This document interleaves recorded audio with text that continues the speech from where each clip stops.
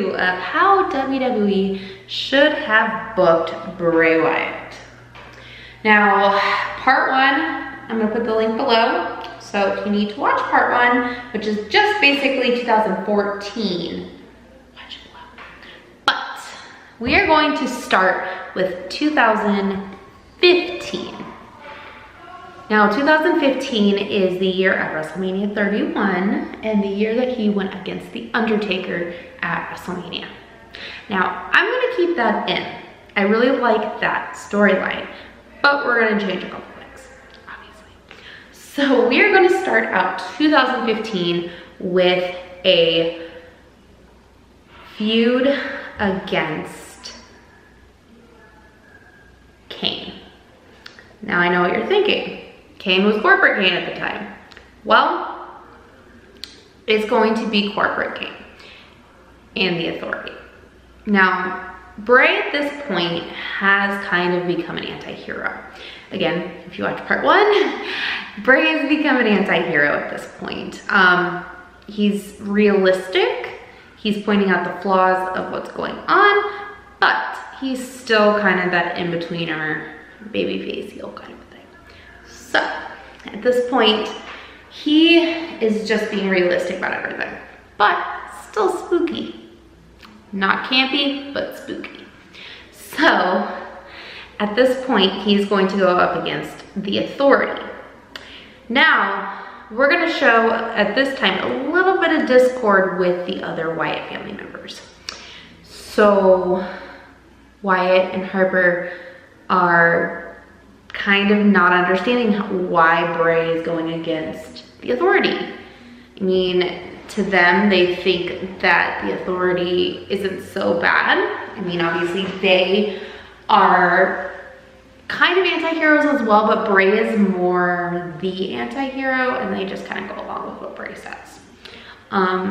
Though, as a trio, the Wyatt family is still kicking ass. Like, kicking ass, taking names, they are not losing. You have to remember this, guys. They are not losing.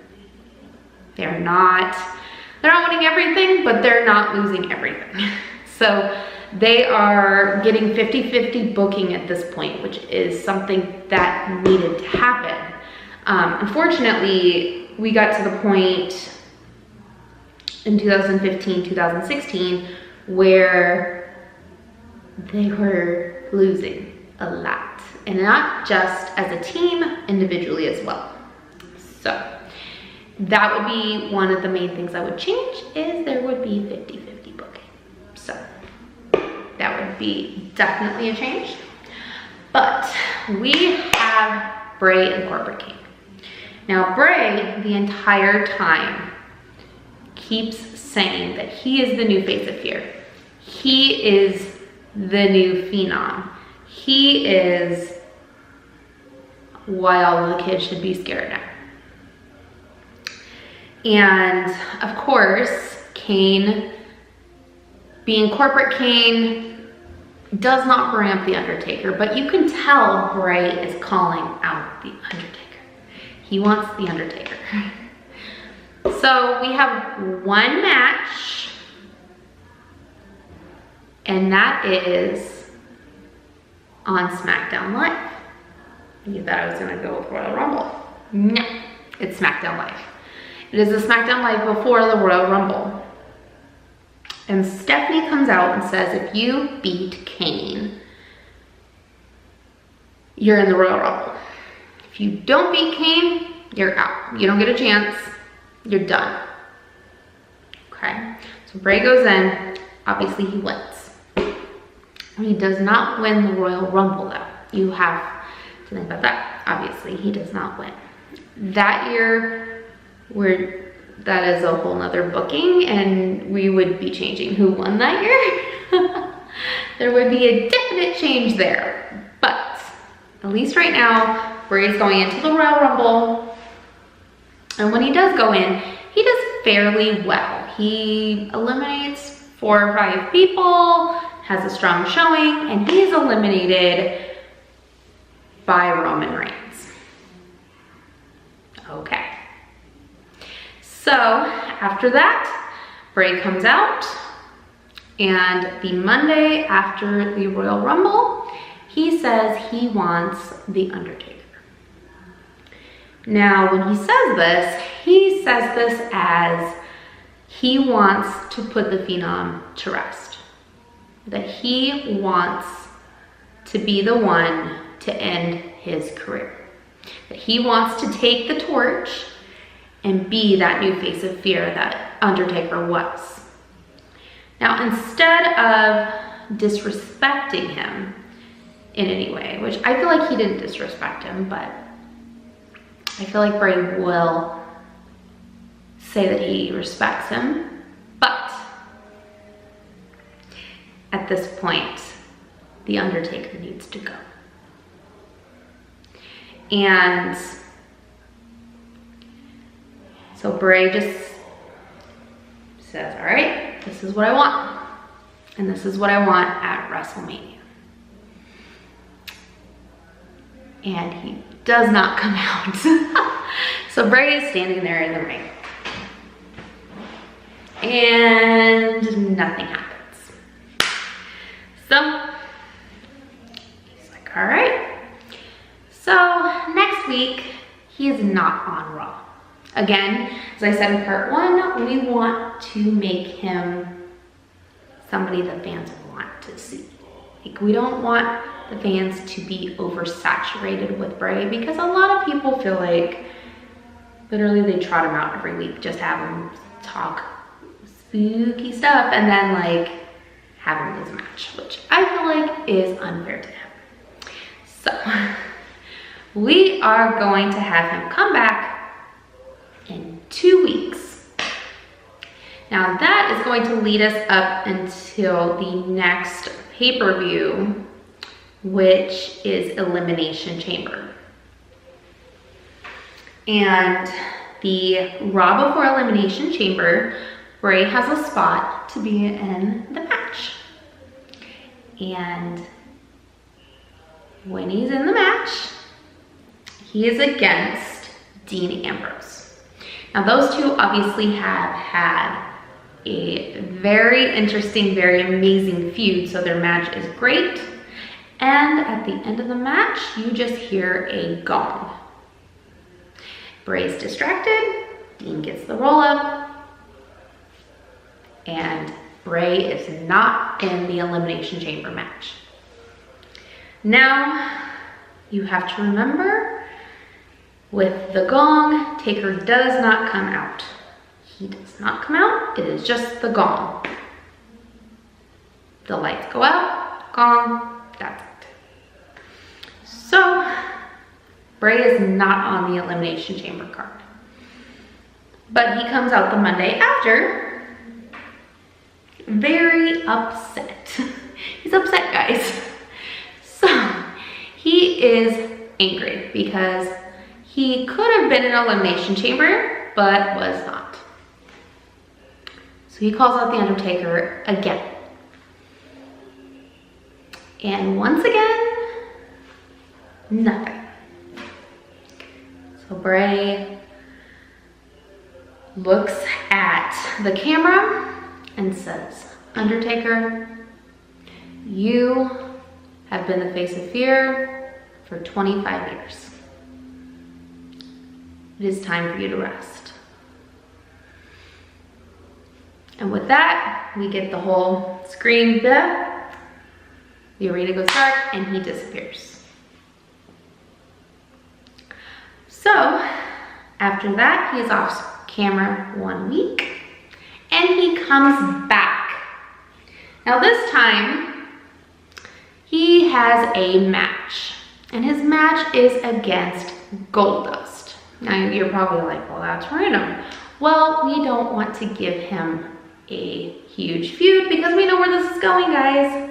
We're gonna get Undertaker eventually. So he's against The Undertaker, very simple match, against Goldust. It's a very simple match, and Bray wins. All right. And with that, it takes us into the next week where we have him versus Cody Rhodes or Stardust. Yes, Stardust. I had to remember if he was Cody Rhodes or Stardust. Stardust. So it's Bray Wyatt versus Stardust. And Bray wins against Stardust. So now he has won 2 matches. The fans are still behind him. And at the end of his Stardust match, he calls out The Undertaker again. And he says, calling you out each week. I'm not going away. I am the new face of fear. Simple as that. So the next week on Raw, he is there. It is the Monday before Fastlane. And he is in the ring to start a promo. Now, this promo will probably be in the middle. I mean, it's not going to be at the beginning because I hate promos at the beginning of Raw. They're terrible. So this is going to be just a promo in the middle of Raw. And Bray just lays it out on the line. He says, this is where your career has been. And he shows everything that Undertaker's done. And he shows that he's been in the ring with The Undertaker before.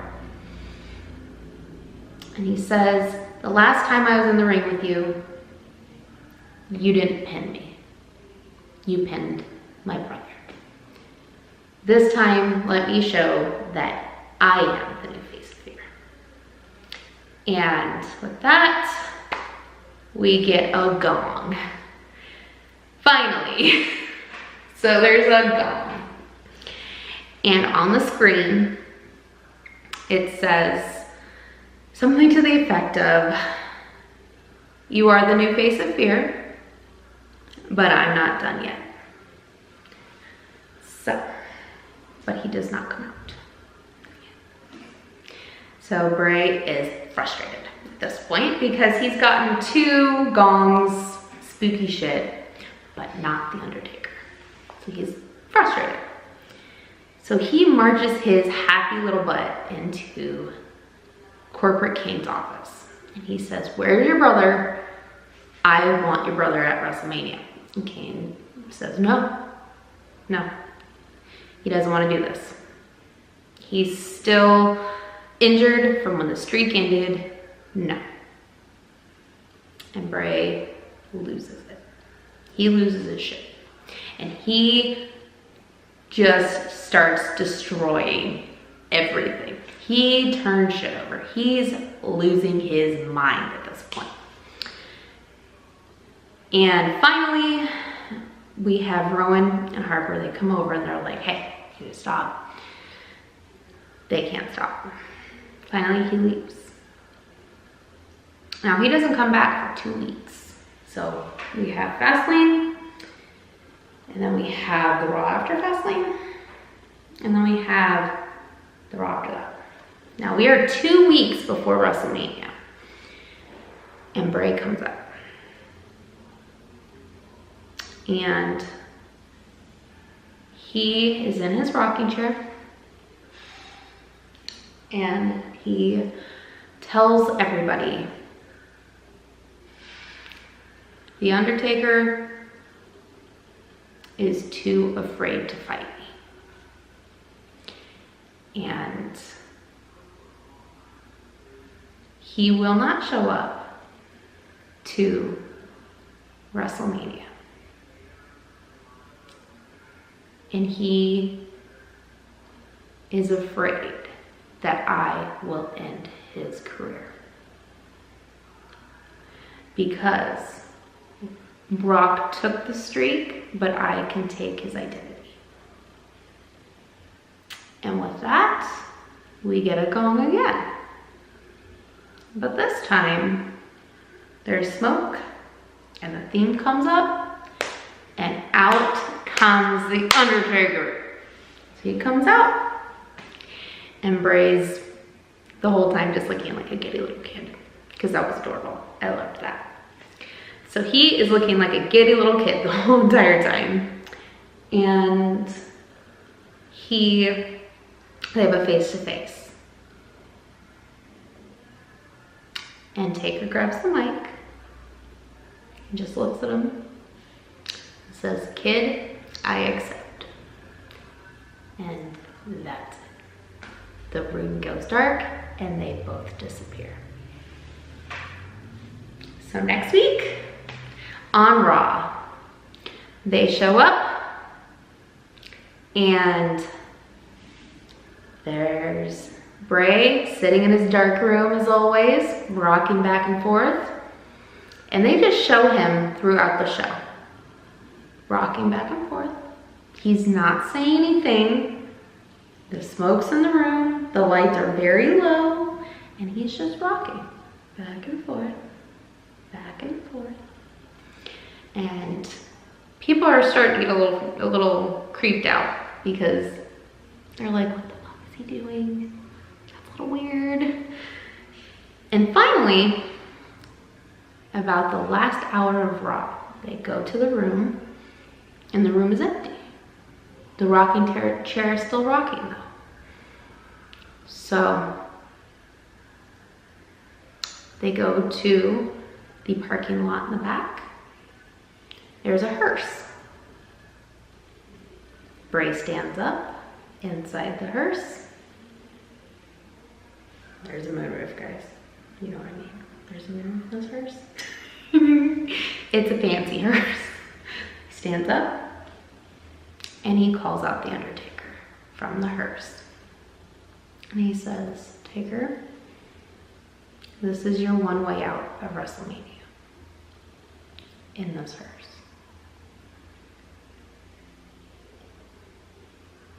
And it's quiet.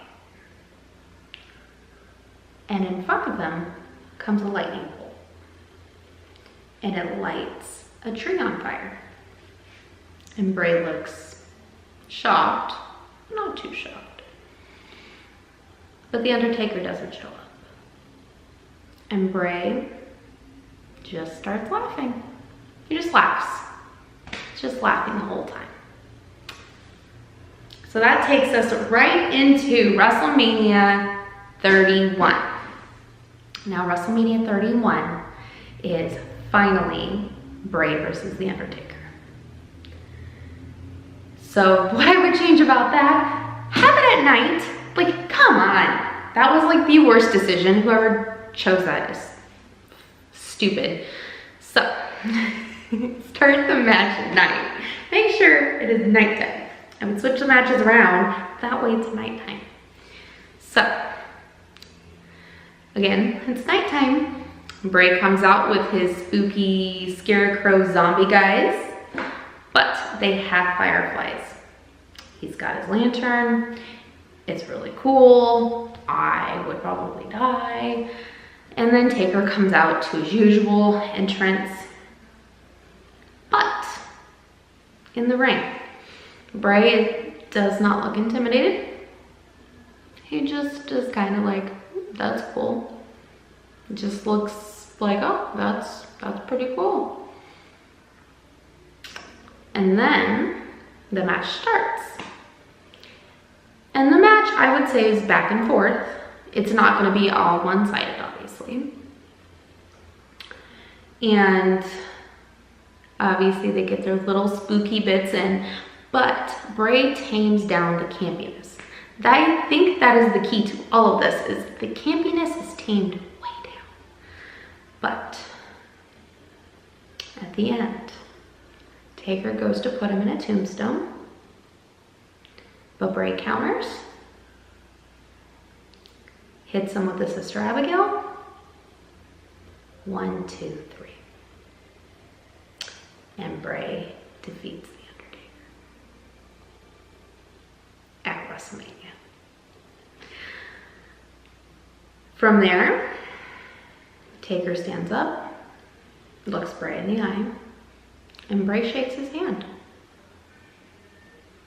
And you kind of get all along that this wasn't a competition between two people who hated each other.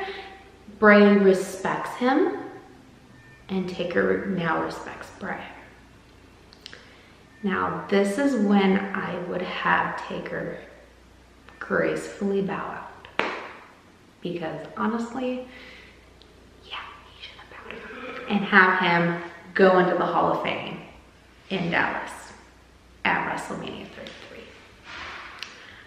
But after that, Bray would have the credibility to be the face of fear, and given this credibility, this probably would have made things a lot better through the rest of 2015, 2016, and on.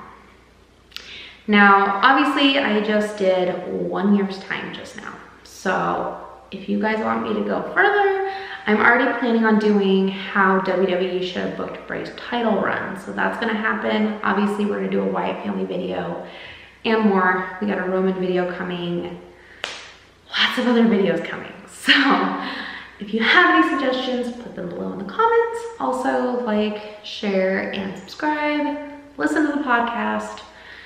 And